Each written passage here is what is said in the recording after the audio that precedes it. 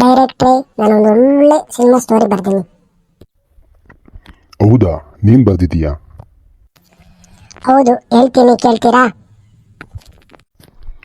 ಹೇಳಪ್ಪ, ಅದನ್ನು ಕೇಳೋ ನೋಡೋಣ ಹೇಗಿದೆ ನಿನ್ನ ಕತೆ ಅಂತ.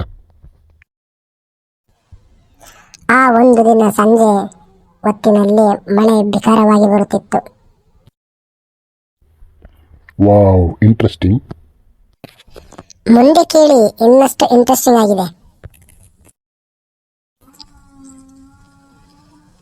ಬಸ್ ಸ್ಟ್ಯಾಂಡ್ ನಲ್ಲಿ ನಿಂತಿದ್ದ ಆಕೆಗೆ ಛತ್ರಿ ಇರಲಿಲ್ಲ. ಅವನು ತನ್ನ ಛತ್ರಿಯನ್ನು ಆಕೆಯ ಕಡೆಗೆ ಚಾಚಿದ. ನೀವು ನೆನೆಯುತ್ತಿರಲ್ವಾ ನೀನ್ ಎಂದು ಬರ್ದಿದೀಯಾ? ಆಕೆಯು ಕೇಳಿದಳು. ನೀವು ನಗಿದ್ರೆ ಸಾಕು, ಮಳೆ ನೆನೆಸೋದಿಲ್ಲ ಎಂದನು. ಆ ದಿನ ಆರಂಭವಾದ ಮಾತು ನಂತರ ಸ್ನೇಹವಾಯಿತು. ಸ್ನೇಹ ನಿಧಾನವಾಗಿ ಪ್ರೀತಿಯಾಯಿತು. ವಾವ್, ಚೆನ್ನಾಗಿದೆ. ಕಂಟಿನ್ಯೂ. ಇಂದಿಗೂ ಕೂಡ ಮಳೆ ಬಂದಾಗ ಒಂದು ಛತ್ರಿ, ಎರಡು ಹೃದಯಗಳು. ಇದನ್ನ ಹಿಡ್ಕೊಂಡು ಒಂದು ಬಿಗ್ಗೆಸ್ಟ್ ಸಿನಿಮಾ ಮಾಡೋಣ ಅನ್ನೋದು ನನ್ನ ಥಾಟು. ನಿಮಗೇನನ್ಸುತ್ತೆ ಡೈರೆಕ್ಟ್ರೆ? ಇದ್ರ ಬಗ್ಗೆ ಯೋಚನೆ ಮಾಡ್ಬೇಕಾಗತ್ತೆ. ಒಂದು ಸಂಜೆ ಟೇಬಲ್ ಹಾಕೊಂಡು ಮಾತಾಡ್ತಾ ಕೂರೋಣ, ಬಾ ಈಗ ಹೋಗೋಣ.